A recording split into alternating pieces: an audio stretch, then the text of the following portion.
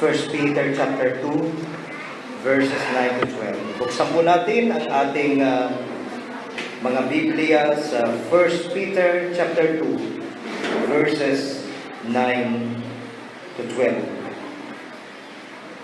Datwat kayo'y isang lahing hirang, isang makaharing pagkasaserdote, bansang banal, bayang pag-aaring sarili ng Diyos upang inyong ipahayag ang mga karangalan niyaong tumawag sa inyo mula sa kadiliman hanggang sa kanyang kagilagilalas na kaliwanagan, na nang nakaraang panahon ay hindi bayan, datapwat ngayoy bayan ng Diyos, na hindi nagsipagkamit ng awa, datapwat ngayoy nagsipagkamit ng awa.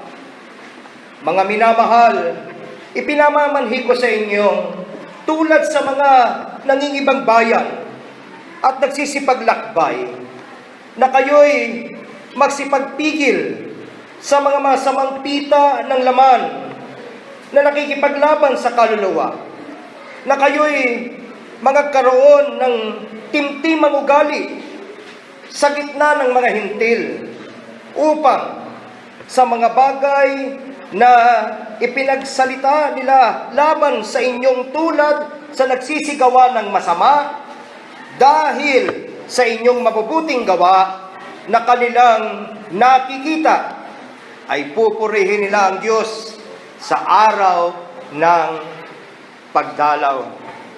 Dalangin ko, maging kalugod-lugod nawa ang mga salita ng aking bibig at ang pagbubulay-bulay ng aking puso sa iyong paningin, O Panginoon, na aking malaking bato at aking tagapagligtas. Una po sa lahat, nais kong batiin kayo, mga minamahal kong kapatid kay Kristo, ng isang mapagpalang ika-26 na taong anibersaryo ng inyo pong pagkakatatag bilang isang lokal na church o lokal na iglesia sa lugar na ito po ng Virgen de los Flores. Purihin po ang Panginoon sa lahat ng kanyang ginawa. Purihin ang Panginoon sa lahat ng patuloy pa niyang ginagawa. At purihin ang Panginoon sa marami pang gagawin niya sa gitna po ng inyong pagsasama-sama po tungo sa lalo pang ikararangal ng pangalan ng ating Panginoon, at tungo po sa inyo ring lalo pang ikagagalak at sa inyo pang lalong ikalalago at sa inyo pang tungo sa inyo pang lalong ikapapayapa. Alam po ninyo, isa po sa mga prominenteng problema sa maraming simbahan ngayon ay ang kalituhan po ng mga kaalib nito, na kung sino po o sino ba sila at kung bakit ba sila umiiral bilang isang iglesia. Hindi po nila alam kung ano ang kanilang identity. At hindi rin po nila alam, hindi malinaw sa kanila kung ano ang kanilang purpose for living. Or for that matter, kung ano ang kanilang purpose for their existence. Inaakala po ng iba, halimbawa, na ang iglesia ay isa lamang organisasyon na dapat na kanilang kinabibilangan. Nagdudulot ito sa kanila ng sense of belonging. Kumbaga, parang pakiramdam nila, may bahagi sila o kabahagi sila na isang samahan. Kaya sila nagiging aktibo sa mga pagsasama-sama na kagaya nito. At kadalasan po, nakikibahagi dito ang marami para po sa kanila lamang pansariling kapakinabangan. Yan din po ang dahilan kung bakit sa marami pong pagkakataon, kung hindi na po sila masaya, kung hindi na po bentahe sa kanila, ang manatili pa sa iglesia. Napapansin po ba ninyo? Madali na rin po sa kanila ang magpasya. Na lumisa na lamang dito, iwanan na lamang ang pagsasama-sama. Hahanap ng iba, makikibahagi sa ibang pagsasama-sama. Totoo po yan, habang ang iba naman ay nag-iisip na ang iglesia ay isa lamang lugar, isa lamang gusali na kanilang pinupuntahan minsan sa isang linggo, na kanilang pinupuntahan minsan sa isang buwan, pinupuntahan minsan sa isang taon, at pinupuntahan paminsan-minsan na lang. Pag may kasal na lamang, kapag ka po Pasko na lamang, kapag ka po may ililibing, dadalawin, kapag ka po mayroong sanggol, halimbawa, sa kanila na ihahandog, o kung kailan na lamang nila maisipan. Ang tanong, ang Logos SGBC po ba? Ang Logos SGBC po ba ay mayroong malinaw na unawa kung sino kayo? Alam ba ninyo kung anong identity ninyo? Malinaw din po ba ang inyong unawa kung bakit kayo nandito? Kung bakit kayo nagsasama-sama? Anong layunin? Bakit kayo ay tinipo ng Diyos para maging isang iglesia? Matatandaan po natin, mga kapatid, na ang sulat na ito ni Apostle Peter na ating binasa ay isinulat po niya sa mga iglesia na nangalat sa iba't ibang bahagi ng Asia Minor. Ang Asia Minor po ay siya ngayong bahagi ng modernong bansang Turkey. Na sila po ay nangalat, bunsod po ng matinding mga pag-uusig na naranasan ng mga manampalataya noon mula po sa kamay ng isang lipunang hindi kumikilala sa Diyos. Isang lipunang hostile sa lahat po ng kanilang pinaniniwalaan. Isang lipunang hostile o kaalit na lahat ng kanilang pinaninindigan.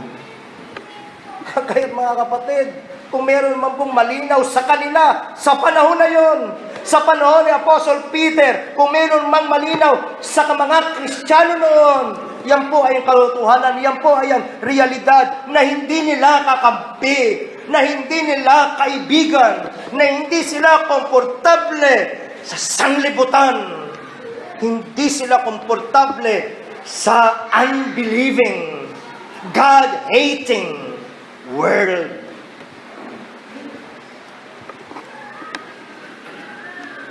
Nawalayunin po ng sulat na ito ni Apostle Peter ay ang udyukan ang mga kapatid na manatiling matatag. Maalala ninyo, sinusubok sila eh. Sinasamsam ang mga ari-arian nila. Pinapatay sila. Dinadalang bihag sila. Ipinakakain sa mga leon. I don't think meron sino man sa atin ang makaka-relate to that level. Yun ang kalagayan nila. Huwag nating kalilimutan kung ang inalmusal mo kanina ay asin, nilagyan ng tubig at kanin, malayo pa tayo sa kalingkingan ng mga dinaanan ng mga nauna sa atin. Kaya dahilan sa bigat ng mga pag-uusig na ito, layunin po ng sulat ni Apostle Peter na muli udyukan ang mga kapatid na ito na manatili silang matatag sa kanilang pananampalataya sa pamamagitan po ng pagpapaalala sa kanila kung sino sila at kung ano ang ibig sabihin ng pagiging kabahagi nila ng isang iglesia. At ang text po na ating ngayong isinasaalang-alang ay may napakahalagang bahagi upang maunawaan nating lubos ang kasagutan sa mga tanong o sa mga katanungan na iyan. Sa punto kong ito, mahalaga nating mapansin kung paano nagsimula ang passage natin. If you would go back to 1 Peter chapter 2 verse 9, paano po siya nagsimula? Nagsimula po ito sa isang salitang nagpapakita ng contrast. Nagpapakita ng paghahambing. Ano po ang sabi?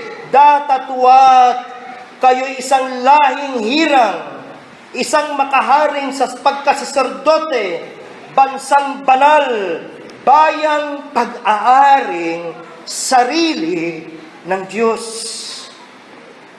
Nawang tanong, saan inihahambing po ni Apostle Peter? Saan po ikinukumpara niya ang mapagpalang kalagayang ito ng mga mananampalataya? Nararamdaman po ba ninyo yung pagiging mapagpala nung kalagayang pag-aari ako ng Diyos? Hinirang ako ng Diyos. Saan po inihahalin tulad yun? Saan po inihahambing yun? Well, kung iangat po natin ang ating pagbasa, ganito po ang ating makikita sa verse 8. Ang binasa natin ay verse 9. Aangat lamang tayo. Ano sabi sa verse 8? Doon po sa bahaging, sapagkat sila ay natitisod sa salita, palibas ay mga suwail, na dito rin naman sila itinalaga. Sino po ang mga ito? Ayon po doon sa verse 7 naman, of 1 Peter 2, ito po yung mga hindi sumasampalataya. Sumatotal po, mga kapatid, yung mga natitisod sa salita, yung pong mga suwail, yun po yung mga hindi sumasampalataya. Nasusundan niyo, mga kapatid? Sa kontekstong ito, sinasabi ng ating Panginoon, datatuat hindi kayo gayon. Sa pamamagitan ng Apostle Peter, hindi kayo suwail. Hindi kayo natitisod sa salita. Dahil hindi sumasampalataya. Ang tanong, kung itutuloy natin ang basa doon sa 1 Peter 2:7, ang tanong, bakit, and I quote, bakit sa inyong ang nangananampalataya siya'y mahalaga? Bakit ganon? Datatuat sa hindi nangananampalataya siya'y ano po? Sabi, itinakwil. Yun yung malaking pagkakaiba ng pagtrato sa ating Panginoon. Ulitin ko, 1 Peter 2:7, sa inyong ang nangananampalataya, siya'y mahalaga. Datwat sa hindi nangananampalataya, siya'y itinakwil. Ayaw nila kay Kristo.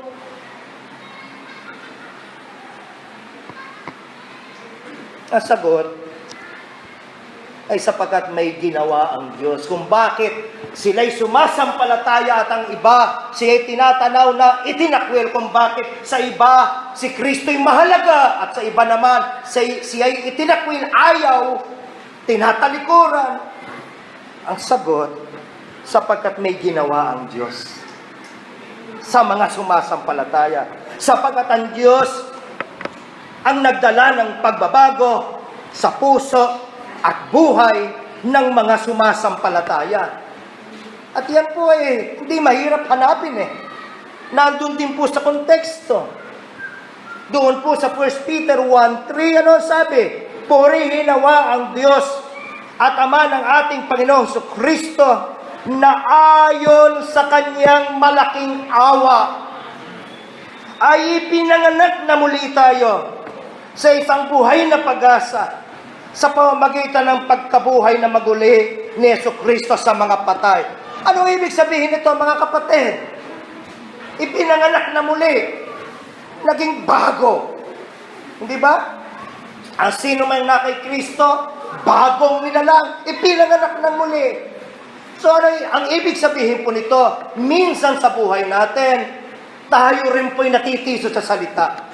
Minsan sa buhay natin, itinatakwil din natin si Kristo. Minsan sa buhay natin, tayo po ay walang pagpapahalaga din sa Kanya. Pero dahil may ginawa ang Diyos, dahil nagdala ang Diyos ng kapanganakang muli sa puso natin, nagkaroon ng pagbabago at malinaw na ito'y bunsod, tangi lamang ng masaganang awa ng Diyos. O kung yan, ikukumpara pa natin sa John 1:13, maliwanag. Kaya natin nasasabing yung kapanganakang muli o kung bakit nakakaranas ng pagbabago ang isang taong dati walang pakialam sa Diyos, isang taong dati palayo sa Diyos, isang taong dati rebelde sa salita ng Diyos, kung bakit may pagbabago ay dahil naawa sa Kanya ang Diyos at siya'y pinaranas ng Diyos ng kapanganakang muli. Yan ang kailangan mo ngayon, kapatid, kaibigan, kung sakaling yan ang mismo mong dilema. Kung sakaling yan ang mismo mong tanong, gusto kong bumait, pero hindi ko magawa. Gusto kong baguhin, sawa na ako, pagod na ako sa sarili kong puno ng kasalanan. May pag-asa sa Diyos. Muli, sabi natin, bakit natin nasasabing hakbang yan ng Diyos? Pasya yan ng Diyos. Inisyatibo yan ng Diyos. Sabi nga ng John 1:13, na mga ipinganak na hindi sa dugo, ni sa kalooban ng laman, ni sa kalooban ng tao, kundi sa kalooban ng Diyos. Paano at bakit pinapanganak na muli ang isang tao? Niluloob ng Diyos. Paano mo mararanasan yan? Tumakbo ka sa Diyos. Magmakaawa ka sa Diyos. Idalangin mo sa Kanya, baguhin mo ang puso kong ayaw sa'yo. Akitin mo ako, Panginoong Diyos, palapit sa iyo o ako'y mapapahamak. Sa maliit sabi po, may panahon din, if I may add, may panahon din na namumuhay sila, yung mga kapanahunan ni Apostle Peter, at namumuhay tayo bilang mga Kristiyano sa panahong ito. May panahon din po na tayo sa isang namumuhay sa isang walang kabuluhang klase o paraan ng pamumuhay. Yan ang sabi ng 1 Peter 1:18. Pero nagdalang awa ang Diyos sa atin. Amen? Nagdalang habag siya, binigyan tayo ng katubusan. Malinaw yan doon sa ating text. 1 Peter 2:10, ano sabi? Na nang nakaraang panahon, hindi bayan, meaning tayong lahat, hindi bayan.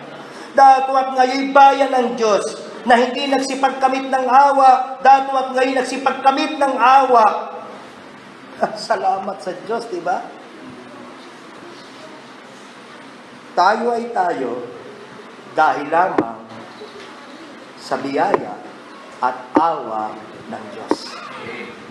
Kahit po yung nakatayo dito, nangangaral sa likod ng pulpito, ay walang pwedeng ipagmalaki sa Diyos. Ako'y ako dahil sa awa lamang ng Diyos.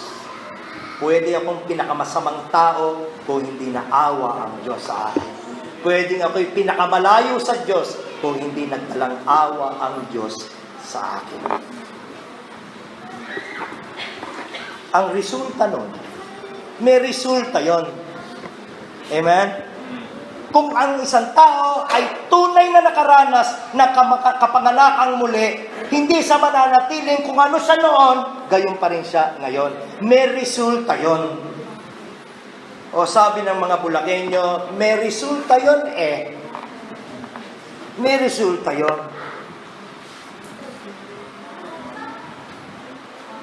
Ano po ang resulta nun? Ang pagbabago po ng ating pagkatao, ang pagbabago po ng ating direksyon, ang pagbabago po ng ating disposisyon. Kaya dapat maging malinaw po sa atin, mga kapatid ko, na lahat ng mga tagubili ng Diyos sa mga mananampalataya ay hindi inaasahan na magaganap natin sa sarili lamang nating lakas at sa sarili lamang nating kakayahan. May mga tagubili ng Diyos eh. Yung mga tagubili na yon ay nakaugat na lahat sa kung sino ang Diyos. Yung mga tagubili na yon ay nakaugat na lahat sa kung ano ang ginawa ng Diyos para sa atin. Akala mo, kaya mong baguhin ang buhay mo sa sarili mo, nagkakamali ka. Akala natin, kaya nating baguhin ang damdamin natin sa sarili natin, nagkakamali tayo. For the longest time, pag nag-boyfriend ako, Christian, hanggang sa makita mo ang isang napakagwapo at napakatikas na lalaki, at ang mga pilikmata mo ay nagsimula ng That's it. You cannot do it on your own. Malinaw ang turo ng Biblia. I can only do all things. Period. Hindi. I can do all things through Christ who strengthens me. At yan po ay hayag eh. Dito sa context ng ating pinagbubulay-bulay ang mga talata. Kung babalikan natin, halimbawa, ang 1 Peter chapter 1, this time babasahin ko po sa wikang Ingles, sa verse 14. Ano sabi? Doon na lamang sa bahaging inaakala kong mahalagang diinan. Dito po sa verse 14, ang sabi, do not be conformed to the passions of your former ignorance. Nanggaling ka na dyan. Huwag ka nang mamuhay sa pita na dati mong kamangmangan. Nagpakamangmang ka na noon eh. Nagpakabaliw ka na noon. Sinira mo na ang buhay mo nga noon. Huwag ka nang magpatuloy dyan. Dahil binago ka na ng Diyos. Saan nag-uugat yung utos na yun? Ang sabi, sa verse 15, but as He who called you is holy, you also be holy in all your conduct. Nakuha niyo yun? Huwag kang magpatuloy sa buhay na ang nasusunod ay ang pita ng iyong laman. Bakit? Dahil ang tumawag sa iyo, ang nagligtas sa iyo ay banal. Mamuhay kang may kabanalan. Nasusundan niyo? Ano pa? Tingnan niyo, laging cause and effect, cause and effect. Doon naman sa verse 17, ito naman yung bahaging gusto kong basahin. Conduct yourselves with fear throughout the time of your exile. Mamuhay ka ng merong takot. Mamuhay ka na merong malaking paggalang at malaking pagpapahalaga sa Diyos. Saan mo huhugutin yun? Bakit ka mamumuhay ng gayon? Well, nasabi, maliwanag. Nasabi, verse 18, knowing that you were ransomed. Tinubos na kayo eh. Knowing that you were ransomed from the futile ways inherited from your fathers. Let me skip to verse 19. But with the precious ransom, with the precious blood of Christ. Bakit ka mamumuhay ng merong malaking pagpapahalaga at malaking takot sa Panginoon? Tinubos ka ng kanyang dalisay na dugo. Nakukuha niyo mga kapatid? Kaya hindi ka lang uupo dyan. Hindi lang tayo tatayo dito at aawit. May mas malalim pang hinahanap at inaasahan ng Diyos sa bawat isang nagpapakilalang ipinanganak na muli. Ito pa, sa verse 22, sa dulong bahagi, love one another earnestly from a pure heart. Magmahalang kayo mula saan ang gagaling? Sa dalisay na puso. Hindi tayo nagpepekian. Hindi nagngingiting aso. Hindi. May buong katapatang iibigin natin ng isa't isa, pag-ibig na kagaya ng isang pag-ibig ng tapat na kapatid. Sincere brotherly love. Bakit? Sa verse 23, since you have been born again. Amen? Ayun eh. Oh, kaya hindi na ihiwalay mo, i-detach mo, born again ako. Bakit hindi mo magawang mahalin ang mga kapatid? Bakit punong-puno ka ng kapaitan sa puso? Bakit punong-puno tayo ng galit? Pagkayamot? Kung ikay tunay na ipinanganak na muli, ang sabi, hindi na dapat mahirap para sa iyo ang ibigin ng sincero ang mga kapatid. At nagpapatuloy yan, mga kapatid. Sabi doon sa verse 2, so put away all malice. O yun na naman, papasinin nyo. So put away all malice, all deceit, hypocrisy, envy, and all slander. Bakit? Yung so na yun, may pinanggalingan. Alin yung pinanggalingan? Yun na, nandun. Sa verse 23, since you have been born again, not of perishable seed, but of imperishable, through the living and abiding word of God. So put away. Amen? Ayun eh. Oh, praise be to God. At kung tunay na lahat yan sa'yo, kung naintindihan mo talaga at tinanggap mo talaga ang mga katotohanan ng Ebanghelyo, ang sabi ng verse 2, like newborn infants, long for the pure spiritual milk, that by it you may grow up into salvation. If, eto na naman, if indeed you have tasted that the Lord is good. Sasabihin ng marami sa atin, encourage ako sa sermon. Pero pagkatapos nun, tuloy ang buhay, kung paano mo gustong patakbuhin ang buhay mo. Malinaw dito kung talagang nalasahan mo ang kabutihan ng Panginoon. Hahangarin mo, mauuhaw ka sa salita, at lalakad ka alinsunod sa gabay ng salitang yaon. Amen? Oh, mga kapatid. Now, isang bagay pa ang nais kong ipapansin sa inyo. Huwag din po nawa nating mamintis. Huwag din po nawa nating makaligtaan na ang mga tagubiling ito ay hindi lamang sinasabi sa bawat isang individual. I don't know kung napansin nyo. Ang mga ito'y tagubiling dapat pakinggan at dapat sundan ng lahat ng mga mananampalataya. Ng lahat ng mga nagpapakilalang ipinanganak na muli na nasa loob at kabahagi ng iglesia. Dapat makita tayong lahat na isinasapamuhay ang lahat ng mga tagubiling ito. Balikan natin. Ipapapansin ko sa inyo. Babasahin ko po ito sa wikang Filipino. Pansinin niyo yung dalas ng paggamit ng salitang kayo sa inyo. Ano ba sabi? Dito na ako sa verse 14. Nagaya ng mga anak na matalimahin. Huwag kayong mag-asal na ayon sa inyong dating mga masamang pita nang kayo'y nasa kawalang kaalaman. Ngunit yamang banal ang sa inyo'y tumawag, magpakabanal naman kayo sa lahat ng paraan ng pamumuhay. 1:14, ano? Verse 16, sapagkat nasulat, kayo'y magpakabanal sapagkat ako'y banal. Napansin ko ba yun? Ang kausap ni Apostle Peter ay ang buong iglesia, in the same manner na ang mensahe ito ay para sa inyong lahat. Kaya ang tanong, ano ang gagawin nating lahat sa mga tagubiling ating napapakinggan ngayon?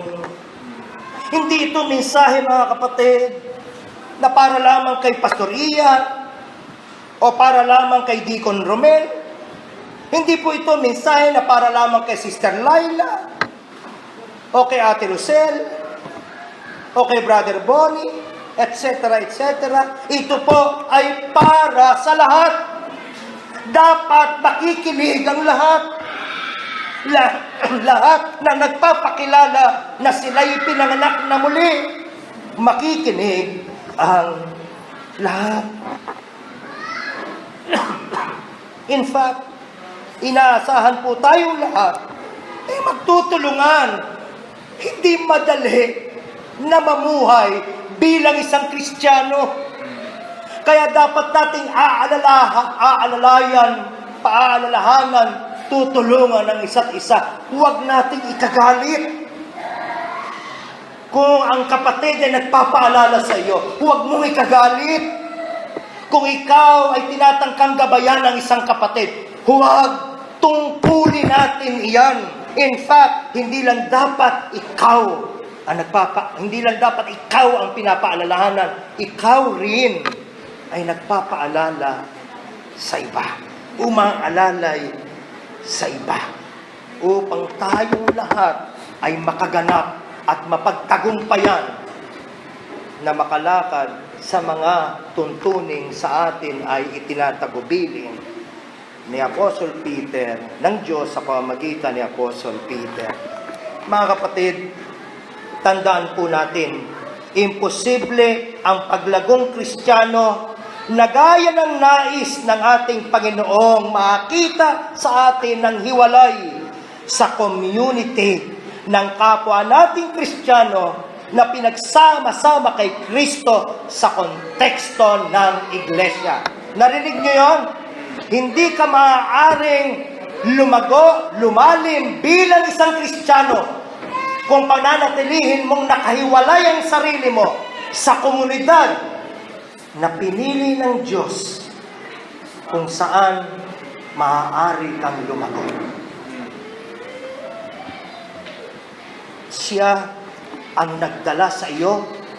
Siya ang nagdala sa bawat isa sa loob ng iglesia.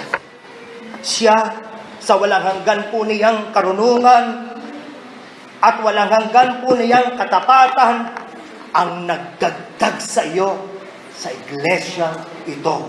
Huwag ka nang tumingin at huwag ka nang humanap ng iba. Amen? Ang tanong, bakit kayo dinagdag dito? Palamuti? Bakit kayo dinagdag dito? Pabigat? Bakit kayo dinagdag dito? Para ano? Para saan? Para sa anong kadahilanan? Pero nalalaman po natin, mga kapatid, na saksi si Apostle Peter ng araw na ipahayag ng ating Panginoong Hesukristo na kanyang itatayo ang kanyang iglesia.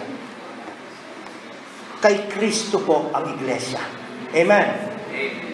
Siya ang ulo nito at siya din po. Ayon sa ating passage, ang saligan nito. Ang batong buhay na siyang batong panulo. 1 Peter 2:4. Batong buhay na siyang dapat lapitan ng bawat isang nais ding magkaroon ng buhay. Amen? Siya po ang batong buhay na pinanggagalingan ng buhay. Ang direktang kaugnayan ng isang tao kay Kristo ang nagbibigay sa kanya ng buhay. Nasusundan niyo ako? Kinakailangan na ang isang tao, bawat isa sa atin dito, ay magkaroon ng direkta at personal na kaugnayan kay Kristo para magkaroon siya, magtaglay siya, at masustinahan siya ng buhay. Hindi po pwedeng kasama lang ng mga batong buhay ang isang tao, magkakaroon na rin siya ng buhay. Amen? Kasi ang bawat kaani po ng iglesia ay tinatawag na mga batong buhay. Nasusundan nyo? Yun po ay ilustrasyon ng isang gusali. Ang isang gusali ay binubuo ng mga bato na pinagsama-sama hanggang makabuo ng gusali. Ang iglesia ay gayon. Binubuo ng mga batong buhay. Hindi ko mo ikawin, nakikanta rito, naki-Bible study, sumama sa pastor, sa mga ministeryo niya, magkakaroon ka ng buhay. Hindi. Sabi ng talata, lalapit kang personal sa batong panulok na sa pinagmumula ng buhay. Magkakaroon ka muna ng kaugnayan sa Kanya para ka magkaroon ng buhay sa sarili mo. Amen. Yun ang namimintis natin. Pinipilit mong mamuhay ng buhay Kristiyano kahit wala kang buhay. Naaawa ako sa iyo dahil mahirap yon. Kakanta tayo halimbawa ng ang puso ko'y masaya. Bakit? Alam mo sa sarili mong hindi ka na masaya. Pero pipilitin mong maging masaya dahil dapat daw ang Kristiyano masaya. Hiwalay kay Kristo, hindi ka tatagal. Hiwalay kay Kristo, sa malaot sa madali, ikaw ay bibigay. Mga kapatid, mananatili tayong patay. Maliban ang matagpuan natin ang ating sarili na sa Kanya po nakaugnay. Sa Kanya po na batong itinakwil ng mga hindi sumasampalataya. Subalit, yung itinakwil ng mga hindi sumasampalataya, si Kristo, napaka-applicable yan sa panahon natin. Pansinin ninyo mga kapatid. Boracay si Kristo. Aba, Boracay. Minsan lang. Ganun kasimple. Kahit sa panahon natin. Libreng sine si Kristo. Abay, libreng sine. Minsan lang. Naman simbahan, lagi namang nandyan yun. That's what I mean. You see. Muli, ang batong itinakwil ng mga hindi sumasampalataya sa bata ng Diyos, ayon sa ating text, napakahalaga. Ano sabi ng Ama? This is my beloved Son, in whom I am well pleased. Lubos kong kinaluluguran. At ayon po kay Apostle Peter, ang isang matibay na katunayan na nakikilala mo na siya, ay kung pinagpapahalagahan at kinikilala mo na rin siya kung paano sa pinagpapahalagahan at nakikilala ng Diyos. Yan ang malinaw doon sa verse 7. Ang tanong, mahalaga ba si Kristo sa iyo? Magbulay-bulay ka. Hindi tayo nagmamadali. Magbulay-bulay ka. Tinatanong kita, mahalaga ba si Kristo sa iyo? Wala ba siyang kapantay sa buhay mo? Wala bang maaaring ipagpalit sa Kanya sa puso mo? Gaya po ng tanong ng ating Panginoong Jesucristo kay Peter sa John 21, iniibig mo ba ako ng higit kaysa mga ito? Si Apostle Peter, ang kanyang kabuhayan, pangingisda. Doon siya tinanong ng Panginoon, maraming huli, masaganang huli, iniibig mo ba ako kaysa sa kasaganaang ito? Tanungin din natin ang ating sarili. Masdan mo yung pinakamamahal mong anak, iniibig ko ba si Kristo ng higit kaysa sa anak kong ito? Tignan mo yung pinagkukuhanan ng kabuhayan. Iniibig ko ba si Kristo ng higit sa mga kabuhayan ko ito? Sapagkat yan po ang pagsubok na inilalatag sa atin ng Panginoon. Kung mahalaga si Kristo sa iyo, higit sa kanino paman at higit sa ano paman, kung papaano ang tinitingnan siya ng Ama na napakahalaga, tunay nga na ikaw ay pinanganak ng muli. Tunay nga na ikaw ay nagtataglay ng buhay. Now, meron pong 4 na pangunahing pagkakakilanlan ng iglesia sa kaugnayan niya kay Kristo ayon sa paglalarawan ni Peter ayon sa ating text. Ano po yun? Kayo'y isang lahing hirang, isang makaharing pagkasaserdote, bansang banal, bayang pag-aaring sarili ng Diyos. Ang description po na ito, gaya marahil ng alam na rin ng marami sa inyo, ay unang ikinabit sa bayang Israel matapos po silang palayain mula sa kanilang pagkakaalipin sa Egypt. Tingnan niyo yun, ano? Yun yung context eh. Naghirap na kayo, inalipin kayo, sinaktan kayo. Natagpuan niyo, sarili niyo nagmamakaawa sa Diyos, palayain mo na kami, Panginoon. Napaktagal ng panahon kami nasa talikalang ito. Di ba yan ang kwento ng bayang Israel? Pinalaya sila ng Panginoon sa isang malahimalang paraan. Mula doon ang sabi ng Panginoon, o mula ngayon, dahil pinalaya ko kayo, hindi na kayo mamumuhay, alinsunod sa gusto niyong paraan ng pamumuhay. Yan po ang context niyan. Gumawa po ng tipan ang ating Panginoong Diyos sa Israel na may tagubiling sila'y magtapat sa Kanya. Nasa Exodus 19 po yun. Sila ang unang tinawag po na lahing hirang. Ang bayang Israel po sa lumang tipan, ang unang tinawag na makaharing saserdote, bayang banal at bayang pag-aaring sarili ng Diyos. Sila yun eh. Pero ayon na rin po sa marahil ay alam na rin ninyo, natagpuan po nila ang kanilang sarili sa panahon ng kanilang mga paglalakbay. Nung nakawala na sila, nung nakalayo na sila sa pagkakaalipin, natagpuan nila ang kanilang sariling sumasamba na at nagpapahalaga na sa maraming ibang Diyos maliban sa tunay na Diyos. Ang lungkot, di po ba? Napakalungkot. Balikan mo kung saan ka nang galing. Gunitain mo, panahon ng paggunita eh. Anibersaryo ninyo eh. Saan ka ba nagsimula? Sabi nga ng isang awit, nasaan kaya ako, Jesus, kung wala ka? Gayong pala't malinaw sa'yo na kung sino ka man ngayon at kung ano man ang narating mo ngayon ay dahil kay Kristo. Bakit iniiwan mo?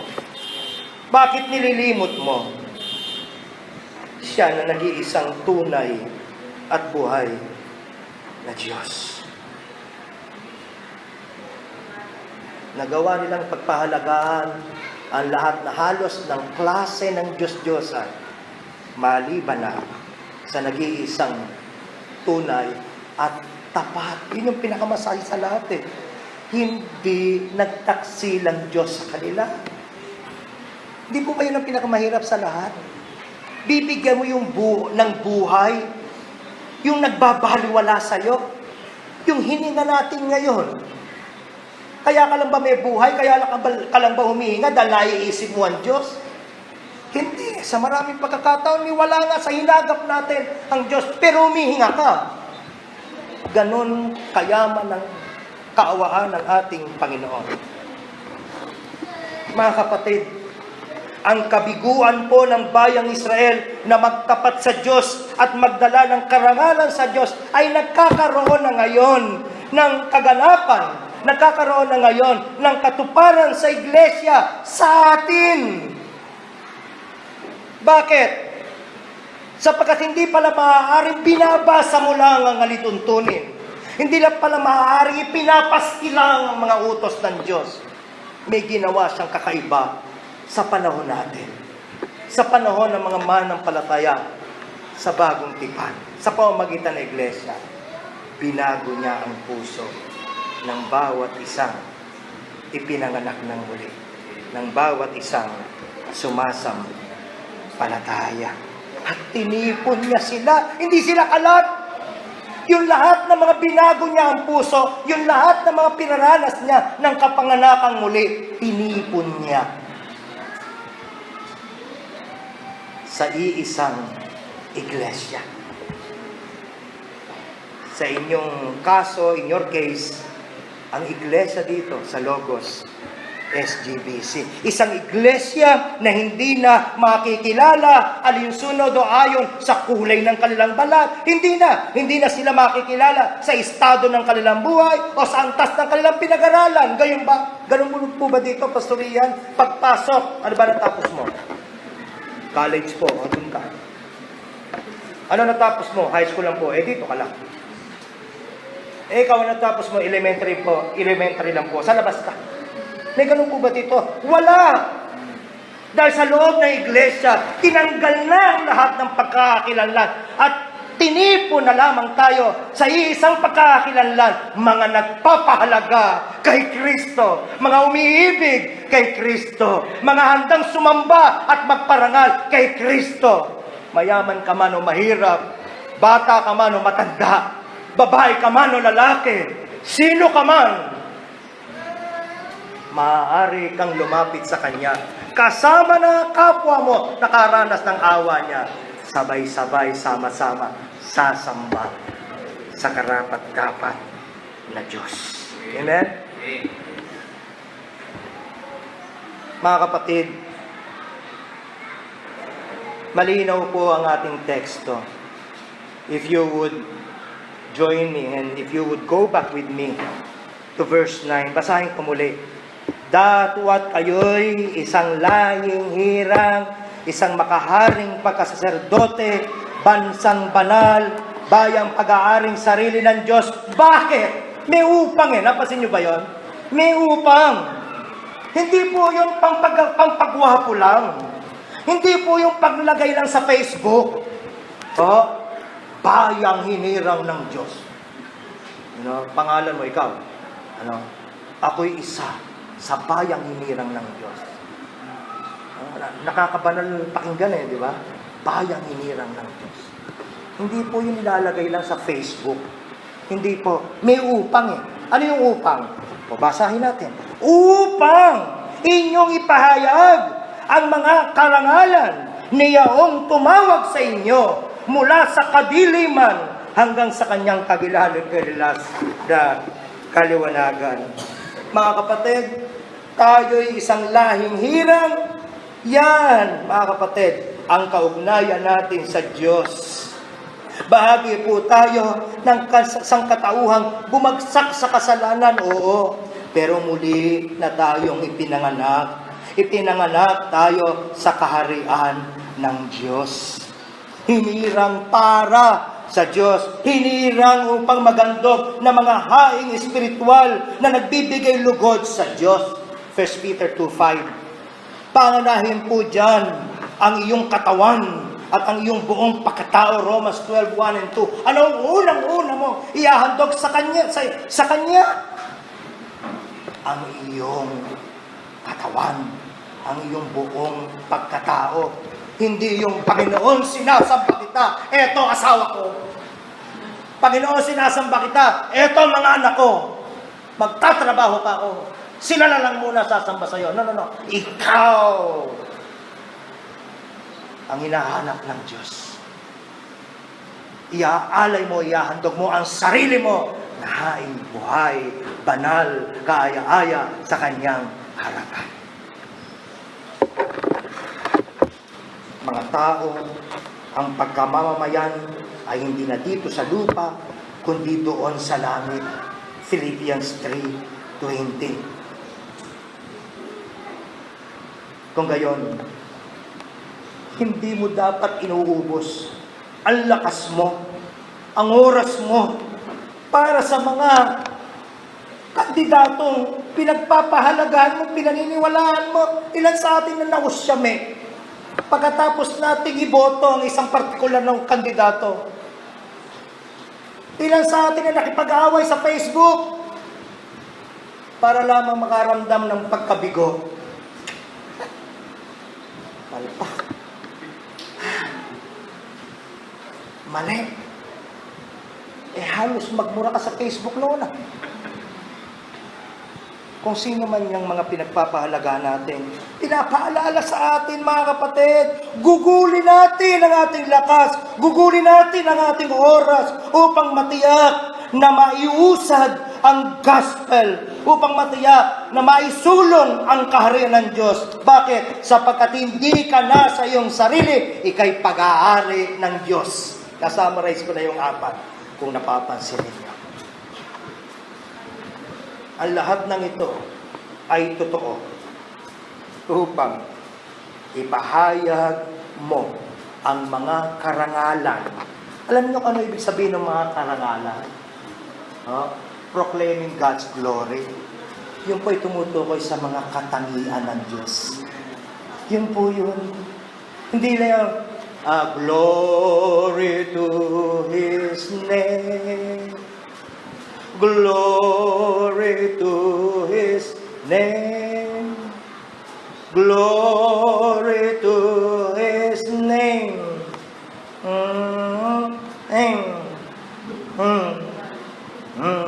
Pagka nakalimutan, gano'n na lang, di ba? Hindi po eh. Higit pa po doon pala yun. Binubulay-bulay mo ang kadakilaan ng lahat ng mga katangian ng ating Panginoon na naging totoo sa iyo, nalasahan mo.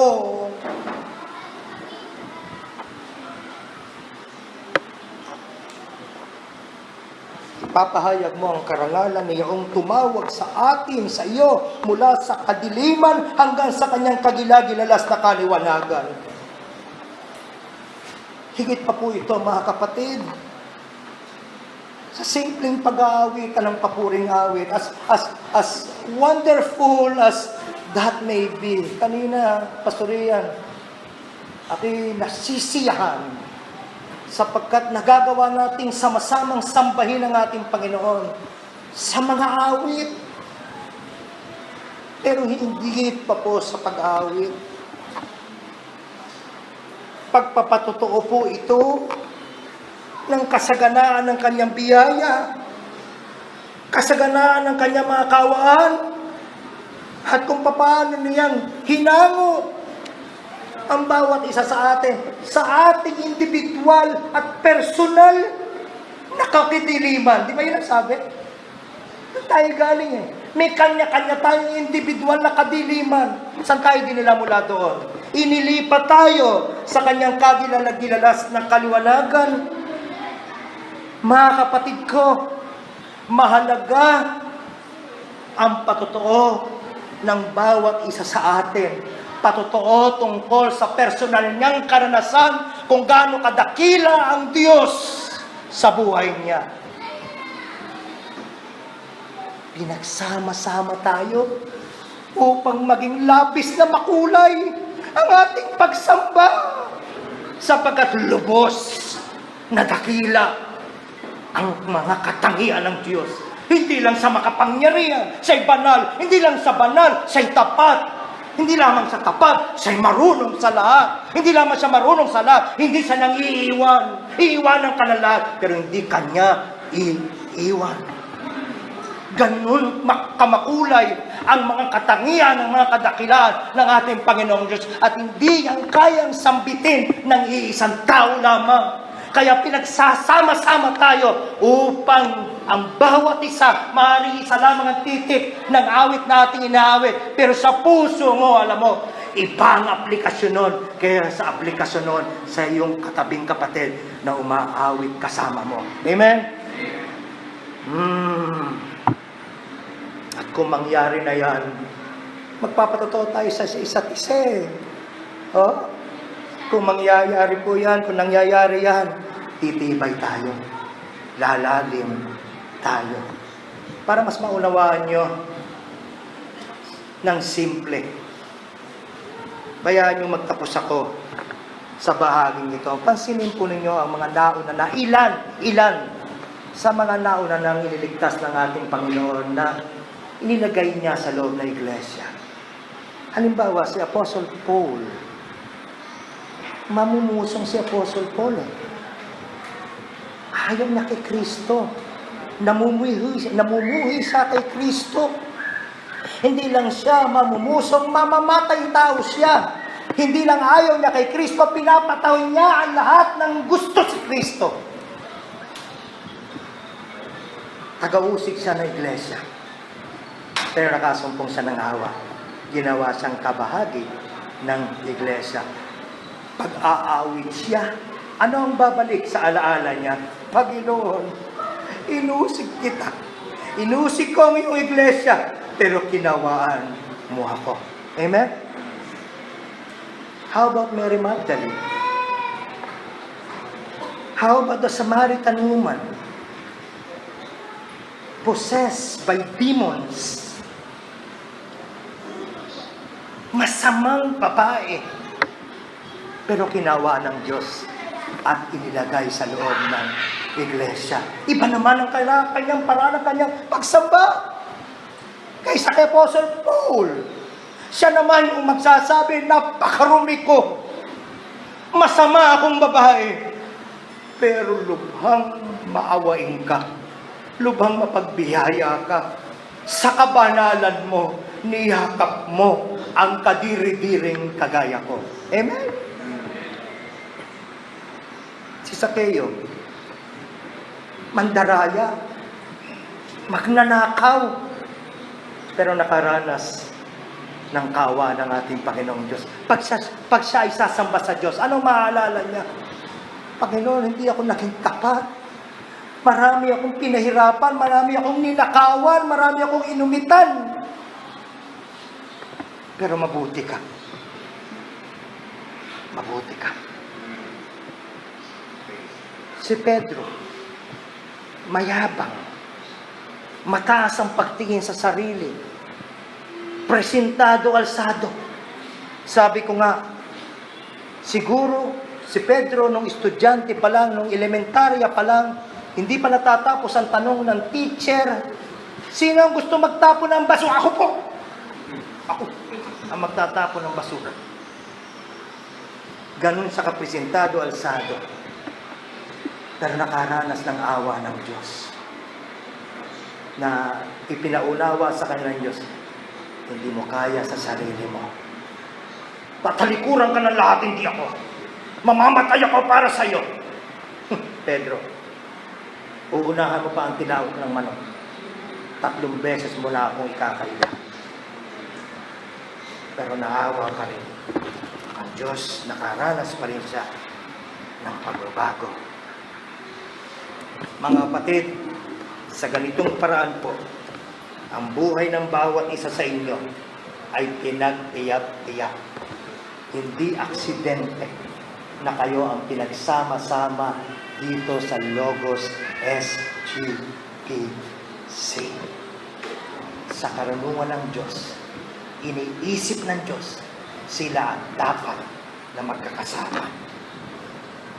Hindi aksidente na kayo'y pinagtagpo-tagpo, tinipon, upang maging gaya ng isang gusaling buhay na nakatayo sa batong buhay na panulong, si Jesucristo, upang bawat isa ay may buong kasigasigang ipagpapatotoo ang kadakilaan ng kanyang mga kawaan sa buhay nila para sa kaluwalhatian at para sa karangalan niya ang tumawag sa inyo mula sa kadiliman tungo sa kanyang kagilagilalas na kaliwanagan hanggang sa punto, mga kapatid, na kahit ang mga namumuhi sa inyo bilang isang iglesia, kahit ang mga nagagalit sa inyo bilang isang iglesia, kahit ang mga sinisiraan kayo bilang isang iglesia, darating sa punto na dahil kayo'y namumuhay ng alinsunod sa kanyang kalooban ay magsasabi sila, gaya na rin na sinabi ng 1 Peter 2:12, upang sa mga bagay na ipinagsasalita nila laban sa inyong tulad sa nagsisigawan ng masama, dahil sa inyong mabubuting gawa na kanilang nakikita, ay pupurihin din nila ang Diyos sa araw ng pagdalaw. Alam nyo ba yun? Pwedeng akitin at aakitin ng Diyos kahit ang mga walang pakialam sa Diyos dahil hindi nila maitatwa, may binago sa buhay nyo ang Diyos. Ipahayag nating patuloy, huwag tayong manghimagon ang karangalan ng ating karapat-dapat na Diyos. Amen.